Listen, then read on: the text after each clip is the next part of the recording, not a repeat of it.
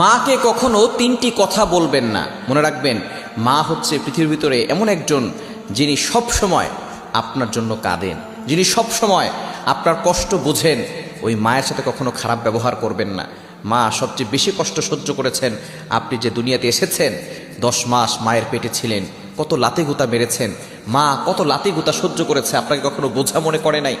প্রসব ব্যথা যখন হয়, একটা মানুষ সর্বোচ্চ 45 ইউনিট ব্যথা সহ্য করতে পারে, কিন্তু একজন মা 57 ইউনিট ব্যথা সহ্য করে। কেন ইমাজিদের আপনি কল্পনা করতে পারছেন কতটা ব্যথা সহ্য করে, প্রসব ব্যথা সহ্য করে তারপর আপনাকে দুনিয়াতে এনেছেন।